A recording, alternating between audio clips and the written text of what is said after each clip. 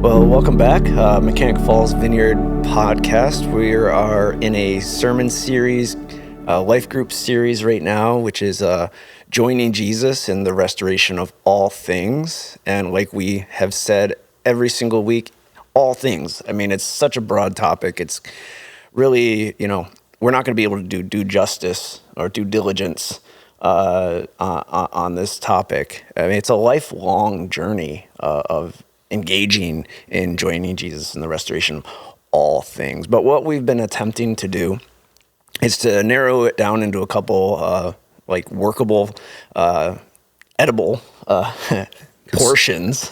I like that. So that we can, it spurs us on. It gives us some things to work towards, things to contemplate, things to slow down and rest on. And that's been, how Jesus restores us to the Father, how he restores the weary soul. The last episode we did how Jesus restores identity and purpose. And this podcast will actually be it won't be the last one, because this is now like the theme, the mission vision of our church is joining Jesus in the restoration of all things. But we're landing this week on, the fully realized, fulfilled future abundance of new heaven and new earth. And wow, what a topic. What a topic. I mean, do any of us really know what that is and what that will look like? I'm not sure. I know for myself, it's like it can be like a little bit of a dream of like, what is that like? Growing up, it was streets of gold, pearly gates, all that good stuff. But I just want to poke around this topic a little bit and just, it speaks of our future. Do you feel like we're falling way back into this couch? Yeah. I don't know how to position myself. So we're at my recording studio right now, and man, the big fat rappers love this couch. I walk in and they're slouched all the way back. They have their phone right on their, their man boobies, and they're texting away. Leaning all the way back. And I'm feeling like the same thing. I cannot get comfortable right now. Okay. Yeah. Sorry. So I just real quick, a little tangent here. When I do and perform funeral services, memorial services, celebrations of life, I always have in there where it says in Revelation that there will be no more tears, no more death, no more pain, all the old things have passed away and the new have come. Just like that future, the thing that we look forward to, where the abundance of who God is fully realized. It's like Enoch walked with God. Adam and Eve walked with God. It was not stained. It was not imperfect. It was fully realized. And for us as Christians, that is our great hope. Is that we are with God, Jesus Christ, the Holy Spirit, and there's nothing that separates us. I mean, we read that nothing separates us, but to have that tangible in the flesh, fully realized spirit, all of it, and there's no question at all. Well, I'm excited to talk about this with Ted, because I know that Ted has been on a journey of really leaning into this, and if there is anything, especially in our, not just Western, but I'd say American, there's a lot of folklore that has come through just some of our history here in America that has seeped its way into our theology and our understanding of this subject matter. And it's really, it's found in a lot of our old hymns and songs in particular, but our understanding and our perspective of our future hope and its impact on our present reality has unfortunately been kind of oddly formed by some of that folklore.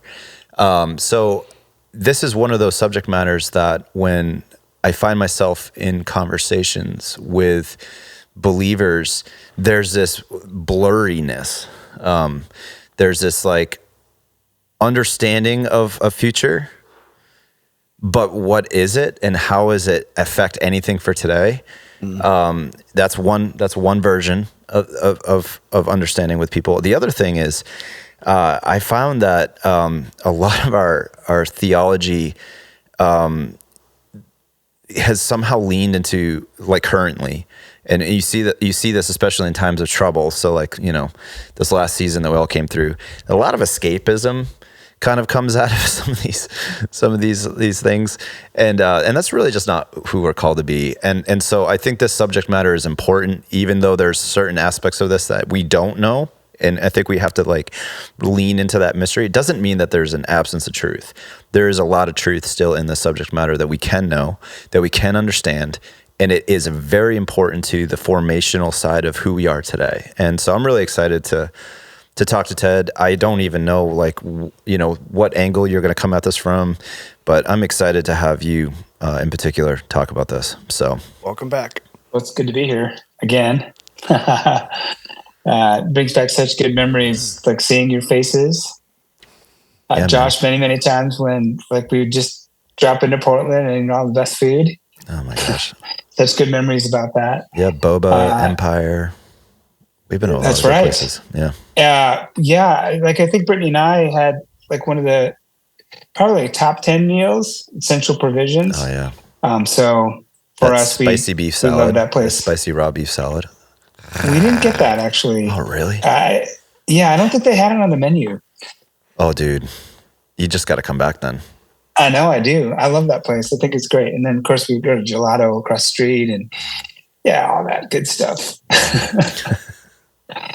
I think the thing that I do want to say is I think you're absolutely right about the way that people think about what's to come after we die has been really informed by, like mythology has been informed by, I think the politicization, sorry, I can't say that word, of hope. It feels like a predicament that is oddly familiar when you think about like 1st and 2nd century, and you think about ancient Greek philosophy, you think about like what it actually means to be delivered from our flesh. I think really, really strong strand of thinking in that time was thinking that like what bliss is actually was to be delivered from our bodies and for our spirits to kind of like float, I think Plato even himself was like, we would be delivered from our flesh. And then what heaven would be like is we would all be together as spirits and we would discuss philosophy. I think that's what Plato thought that hope was. But that kind of idea of being delivered from the flesh so that our souls would be delivered from the thing that actually our mortal cages that holds us down. And then our souls would sort of like float in the ether. I think animates most of what people think about when it comes to life after death. I think people think like it's going to be disembodied, it's just going to be spirits. I've even heard some people, in fact, like some people say to me, well, it seems kind of boring. What are we going to do all the time? Are we going to just float around and play our harps? Play our harps. Some of you may remember the book by William Young called The Shack. Mm-hmm. And so at the end of The Shack, William P. Young, he had an eschatology, and his eschatology was that we would be like beings of light that would go around. Some of us have like thought about The Good Place. I don't know if you've ever seen that show before. It asked a lot of like morally philosophical questions about what would actually happen after. There was a good place and a bad place, and it was all based on merit. And I think it's a very American way, maybe, of looking at kind of what's to come after our lives right now. I know they weren't trying to set it up that way, but I think all of those particular kinds of stories actually like they contaminate what I think is the hope of the gospel, which is the restoration of all things. I mean, and all things means all things. So it's not just you and me, it's our bodies too. Yeah. And it's not just our bodies, but it's all of creation as well. I think that what we read really clearly in Revelation 22 is that we will have bodies. Mm-hmm. So when 1 Corinthians 15 tells us that he was the firstborn among many brothers and sisters, Jesus, that means that resurrection happened to Jesus. And it's the promise it's the down payment on resurrection happening to everybody else too. Mm-hmm. So our future, and it is wasn't just actually like his bodily. body before either. It's like somehow kind of new. Like he's doing weird things. It's new. It's new. It is new. And you know, like theologians would call that the glorified body. What do we know about the glorified body? I don't know. Like, does Jesus' glorified body, will the properties of his glorified body be our properties? I have no idea. Right. Because somehow he had the ability to pass through walls. And I think some of that has to do with the thin veil between heaven and earth came really thin when Jesus was resurrected. So he could go into these different overlapping realities, which is how he ended up in one physical place and another physical place, seemingly like almost impossibly how that actually worked. So I don't know what our glorified bodies will look like. What I think is true, though, is that it will definitely be physical. I wonder if I'll have we will abs. eat. I've like thought about that. I've been like, will I have abs? Yeah. Will I be? You might. If you had them before, then, You know? then that speaks of restoration. My wife's interceding. You know, right like now. I mean, we all have abs. It's just a matter of how covered they are by subcutaneous fat. You know, but we will. I think what's true is we'll be recognizable. Yeah. And so I don't. When people ask me, does that mean that I'll be like 5 years old? Does that mean about 15 or what? I mean, will I get the body that I had when Such a like I time-based died? thought. Yeah. Like at 70 or 75 or 82 when my brain didn't work quite right. I don't think that's the case. I don't know what our bodies will look like, but I know we'll be physical and I know we'll be recognizable. You know, and I know that certain things that sort of like, I mean, most of us, we grow and then we pass a certain age and then things start to break down. To I think, Lau, to your point, that breakdown is part of the old creation. It won't be part of the new creation. No. So we will not be sore in the same kinds of ways, I don't think, or in the ways where our body's breaking down. Although I do think that we may be sore, you know. I think that part of also too, like kind of resonant with some of this Gnosticism I've talked about before, is like a real literal like immolation or burning or destruction of the earth. I think the Bible's really clear that that doesn't happen. When it says that when it says that the earth is renewed, it doesn't mean that we get a new earth. It just means that the earth is like restored, and the order it's restored to is the new order, which does not have decay, does not have sickness, does not have grief, does not have pain in the way that like the grief or pain in the way that like the world kind of like creates pain for us. It's like not, there's good kinds of pain. I don't think that's what the Apostle John is talking about in Revelation. So can you know, unpack like, that? Because I do think that that's like one of those things. So like when he says like all the elements will be burned up, I mean, I've never understood that to necessarily mean that he wouldn't restore this earth. But you're saying that what's your understanding of when he's saying all the elements being burned up? Well, maybe I don't know Revelation as well as you do. I mean, like what I understand is that evil will be burned. I understand that the dominion of darkness has a destiny, and that destiny is the lake of fire. So I understand that. But because there's a lot of debate about like new earth versus renewed earth. And it seems like there's more of an understanding of renewed earth. Right. Because like I think in our modern verbiage, when we look at like the Bible, maybe what you're referring to is Revelation 21:1, when he says that the earth will pass away. I think that's a bad translation, because passing away means that something is going to die, but it doesn't carry with it this idea of resurrection. The earth is going to be resurrected too, and in the same way that like we're recognizable, I think the earth will be recognizable to us. I think the better theology actually comes from Narnia, if I'm honest.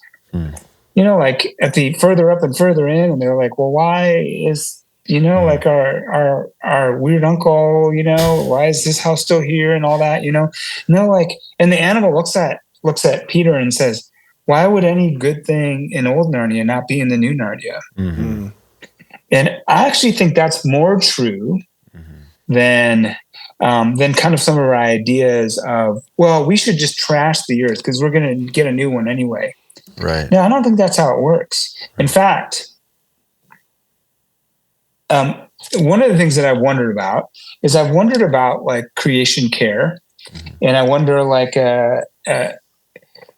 about what it means to tend the earth, right? So like part of what we talked about last time was we talked about bearing the image of God. So there were two real purposes that God gave to Adam and Eve. One was to multiply and fill the earth. That was a creation mandate. And the second was to tend and steward the earth, you know? Well, we are still meant to tend and steward the earth. I mean, we are stewards of this Eden. And part of what I wondered about is I've wondered like, will we get the earth the way that we leave it? I've wondered that same thought. Just not tied to the decay and the rust and the mold and the death that it is now. Be freed completely from that kind of corruption, but will be the earth that we get now. So if we pollute the oceans, well, the good news is we can fix that, but we will have to fix it when it comes to the end of time. Or if we deforest this particular area, or if we rid this area of wolves, or if we blah, blah, blah, do all these different kinds of things that actually like don't steward the earth, but are for the earth's harm. I wonder if that part of what our labor will be to fix that, you know?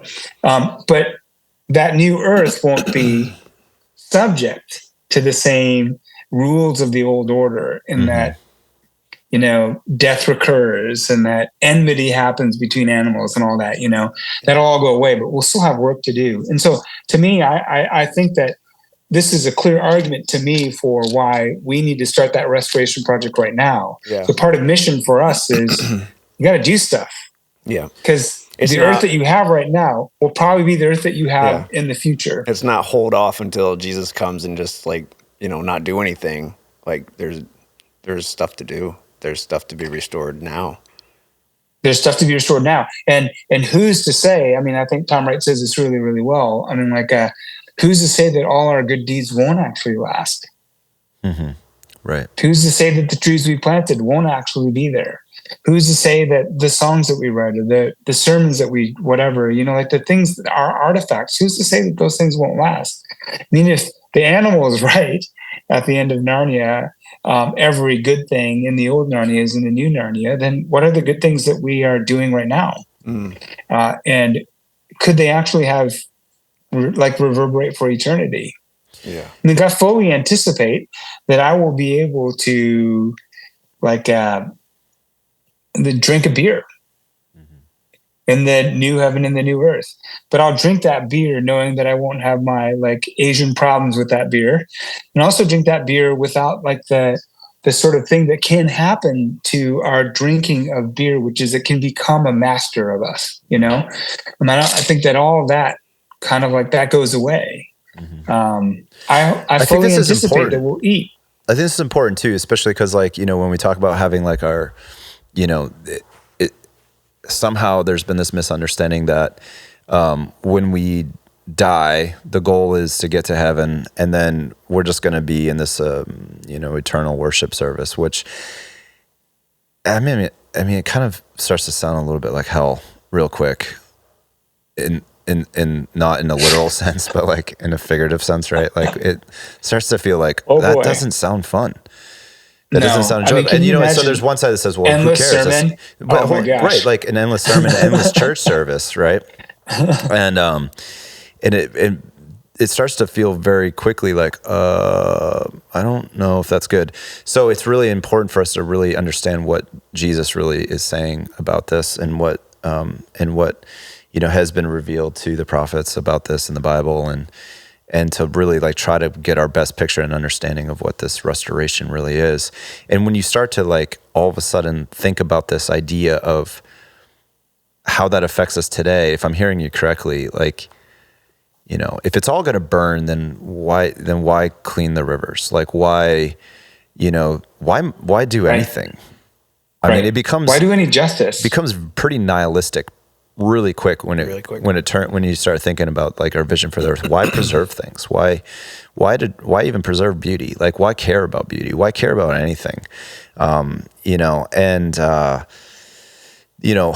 So I think there's something empowering, and it's always kind of grieved me too. This is part of me just growing up with hippie parents, I think, but it's always grieved me that the conservation community, as of late, has had a huge vacancy of believers. And that's not entirely true across the board, but that's true from like a position of voices that have platform.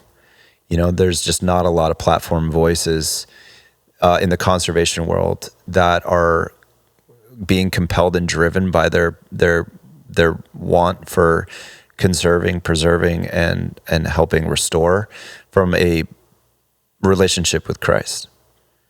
That's not their driving mechanism. So you have the conservation world, which, I'm very active in certain elements of it, that's really being driven by people that don't even know the Lord yet. And I'm like, man, you're so close. And it's driven by a fear that we're going to totally ruin the earth so much that we're not going to be able to. I mean, that's why we have like really smart guys trying to like have us go to Mars, right? It's going to be broken to the point where we can't survive. There's a lot of people in the conservation world that I think are, they're doing a really great job fulfilling God's command to tend the garden. Yep. Without even sure. realizing it. Right. But intention, motivation and will of God are completely different things. Like, I think that our working is animated by hope. Yeah. Not so fear. Yeah. The very little things that we do, so talk about that will more. lend to the big thing. Yeah. I mean, like the very little things that we do that tend to the earth, or that do say justice, or say, like, actually speak the inherent worth and dignity of people back to each, back to them. I think all of that is hopeful because there's not an end to it. Yeah. It's part of the program. It's part of the movement of history. History is moving toward this, whether you like it or not. Most of us really like it, but history is moving this way. We know that things are going to get worse before they get better, but we also know that the end of the story is that the heaven and earth are actually one place. So we live right now. Talk about that. Where heaven and earth are two different places.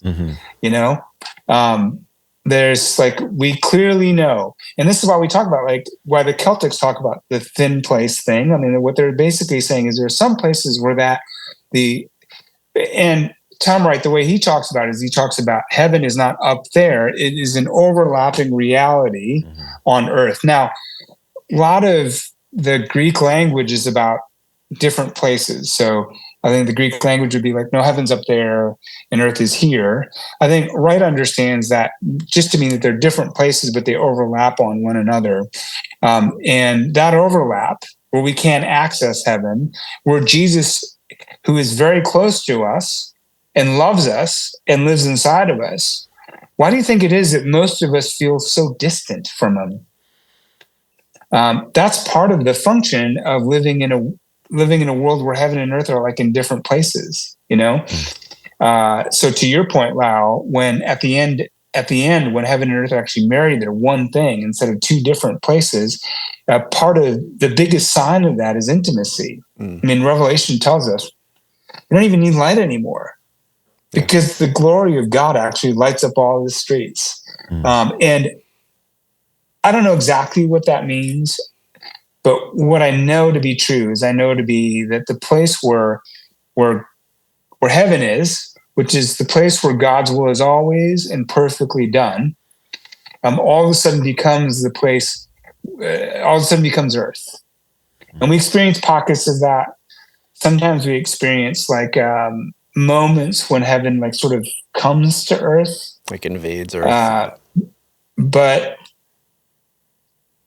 I mean, like I think that our future is no, heaven and earth. It won't invade earth. It'll be the same place. Yeah. That's where we're moving. So any little thing that you do that attends toward what that future looks like, any healing that you do, any palliative care that you do, any, like if you're a nurse or you're a doctor, anything that you do to help someone like recover from surgery or their wounds or whatever, or even just helps them to be hospitable to their own passing. I mean, all of that characterizes kind of what happens at the very, very end in a way. Like the And so culture of it's heaven hopeful. almost, which is it's Yeah, a trendy word, but a trendy phrase. Exactly. Yeah. But that's what it is, you know? And it's not culture of heaven in the sense that like, you know, like our worship services are bomb and we feel like there's power. It's culture of heaven in the real life gritty stuff from day to day. Yeah. You know? It's like culture of heaven in the sense that like I'm going to help a woman walk across the street because she's elderly, like my parents are. I'm going to help her do that because that is the culture of heaven. That's what's going to happen. At the end of the time, she's going to help me walk. We're going to like walk together. But just me doing that even is something that brings the future into the present, which is what the Spirit does. The Spirit is always bringing the future into the present. Is there That's something kind of so like powerful the Spirit's about job. like, man, I always get rocked and I don't fully understand it, but when it talks about like the, you know, the lion laying with the lamb and then the boy with Isaiah the wolf 11, and the boy with the wolf. And it's like, what? Like it just, there's something so heavy and profound about those images Yeah. that simultaneously give you like longing, like especially in the, you know, the age that we live in of, you know, of wars and rumors of wars, right? It's like, God, like we need this restoration. Yeah. We need this healing. We need that hope. And I love that there's a time, like you're saying, like time, there's a endlessness to it. And so what that really means is that there's a point at which this will happen and we are moving towards there. Yeah. 100%. There's an intersection that will happen where this age will end and a new age will come. Yep. 100%. And we're in this weird overlap, but there's this like, there's going to be this definitive moment. Yeah. Oh gosh, I love it. Maybe taking a left turn here. No, I'm not sure. But speaking of timing, and like Jesus said that, you know, the time, that only the Father knows the time. And it, you know, across Christian, you know, beliefs and interpretations of like the end times, like what is our role in, you know, bringing in the kingdom, discovering the kingdom? You know, is there like a map to follow, or is there, you know, are those things that have to be done, and we have a role to play in them? And I've seen, or I've experienced or heard of some things that I align with and ascribe to, but then there's others that kind of terrify me actually. Like there can become this mentality that is just not healthy to not only our current situation, but to the purpose and the will of God for the souls around us. Yeah, Is that like too deep of a water? I mean, I just think no. It's a good question. Even like, you know, different theologians and even different Christian streams and stuff where we are going to bring heaven, and the Lord's going to come based off of what we do. So we're on mission. We have to do it. Yeah, I think the scriptures are pretty clear. I mean, the Lord is going to do it when the Lord does it. Yeah. And I also think that the scriptures are clear in terms of why he tarries and why he's waiting. Yeah. And it's because of his patience and his love and his mercy. He does not will that anyone would perish. Yeah. So, like when I think of hastening the coming, or the parousia, or the second coming, you know, like I do, like, what is our job or what's our role in that?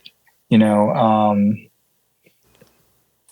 I don't know. I don't really feel like the scriptures use that kind of language necessarily. But the only thing that I can do is draw a symmetrical line between, here's why the Lord is patient. He doesn't will that anyone would perish. And I think that if we want to hasten the kingdom coming, like the fullness of time when heaven and earth will be one and whatnot, what do? We give ourselves to evangelism. Yeah. and we like bring as many people as we can into the kingdom. And this is part of the reason why I think justice is so important, especially in our world. Justice, the doing of beauty, we gain a credible witness to our watching world when we care for our creation, when we do the work of justice, and when we make beautiful things. If Christians were to do that, then the evangelism becomes easy, because you're not actually asking people to pledge allegiance to whatever sort of like fictive, no matter how fictive it might be, but just like people's idea of church is not actually that great right now. So at least in our city, it's like people are like, church, And so short of both a supernatural experience and also a witness or bearing witness to like what it actually means to bring the good culture of the kingdom into the present. I mean, like I feel a little resistant to even use the word hastening because I don't see that in the scriptures. But I think that it's more bodily, and I think it's more like unglamorous than maybe it might be like talked about from other circles. So, what is culture of heaven? What is culture of the kingdom? I mean, I think it's like actually quotidian, daily. It's ethical. It's love God, love your neighbor. Kind. It's I think it's probably more like the quiet life that First Peter talks about, to win the respect of outsiders, than it is like the spectacular. So what is the beauty and the hope that we should lean into and hold on to for today as we, I don't know, man. I'm just trying to get real with this and get like something. I don't want to leave it esoteric, I guess. I want to be very intentional about like my mindset and my heart posture towards like, new heaven, new earth and future hope and what that means for today. I don't know if there was a question there. Yeah, no. I think one thing, just put a pin. I think one thing that's been like really, really, really influential and helpful for me is Tom Wright's thinking, N.T. Wright. And so he's written some on this. Like Surprised by Hope, right? That's Surprised by Hope. Talks about like, he's probably the most influential scholar for me right now. I mean, like in terms of just like what I've read of him, he's the one that sort of does that kind of thinking, like the justice, beauty, evangelism thing. He talks quite a bit about. He's like, it's like do the justice and the beauty, and then do the evangelism, not the other way around. Because especially in our world today, we need to be exemplars. We need to be living examples of what this kingdom actually looks like. And so I think part of the reason why it's hard to make this practical is because it could mean everything in a person's life. Mm-hmm. Yeah. Like if you orient every single thing in your life from the smallest act of kindness to the largest like justice like thing that you would do toward Jesus, all of that is the work of the kingdom. I think this is interesting. I think this is really interesting, and I'm just going to riff on something real quick that we can edit out if it's junk. But so this is we live in a season and a time, especially here in the West, where there's a lot of conversation around revival and revival culture, and I really struggle to know what people mean by that word anymore. And a lot of times, I do think that. When I start to dig in and ask people what do you actually mean by this, I discover that more of what they're talking about is like God just doing it for us, so we don't have to actually have the responsibility of really doing anything. Yeah. It's like, hey, we're just really praying that the Lord comes and there's a big move of God, so that we get off the hook. Almost that's not really being fair and being kind of mean and snarky. But I think that there is a bit of not to say it's all about escapism, but there's a little bit of an escapist like idea in this, where we just want to snap our fingers and have there be a big giant move of God that comes and just like everybody gets saved because we say you should get saved, and then the Lord will come, and all will be made right. And I think that I just really struggle to see that in the Word as I read through, especially as you read through Revelation, which is, it's really tough to kind of grasp some of it anyway. But I guess I keep finding myself like, well, what is, there's a thing that Jesus called us into and called our communities into, and this idea of how beauty actually leads people to the Lord, gives them hope, in that there is something more than just suffering. Right. You know? Well, yeah, and I mean, like a great Charles Taylor, Canadian philosopher, talks a lot about how beauty helps us to realize that there's something more than just kind of what we can see, feel, taste, and touch. Right. Beauty is like very helpful in that. Like other scholars have written on beauty, and they talk about how beauty inherently carries like greetings from beyond to people. So like one of the things that Charles Taylor tells us is like to exit from secularity.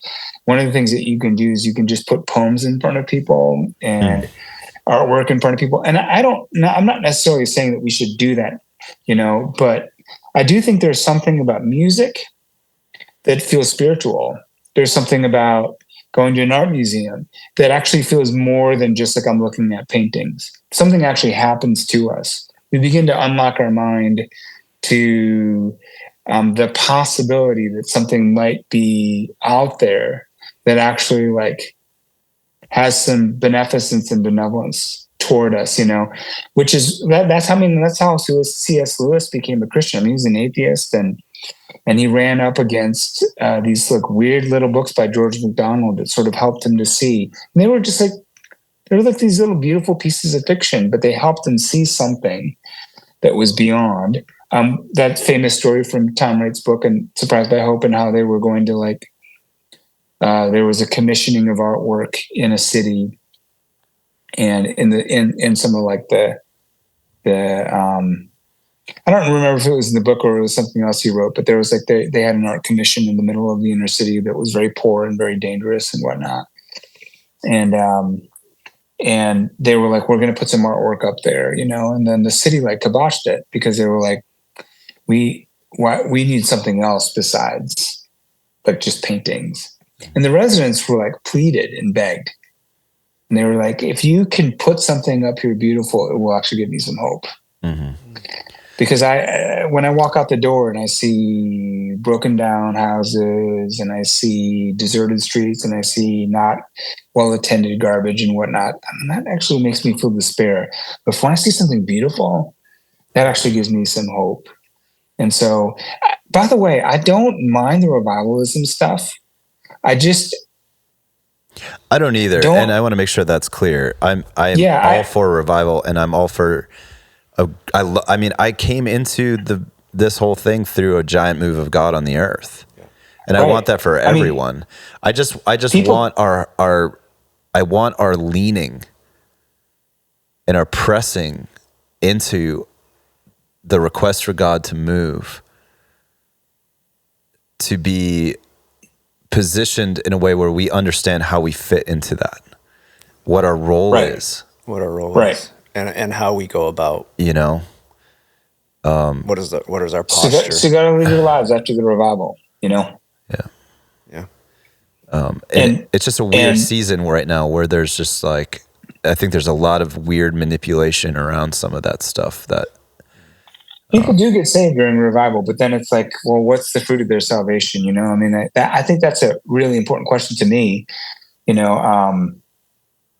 and generally I'm not a historical theologian, or I don't know, I'm not a church historian, but I know that like revivals can sometimes like agitate a lot for the common good. Yeah. In the end, it like can shift the community and the town in a way toward like the doing of good things. Well, why do you do those good things? Well, you do the good things because, like not just because you're commanded to. A lot of these folks, like when you look at the rise of Christianity, did it because they were compelled to do it. Mm-hmm. They cared for the sick.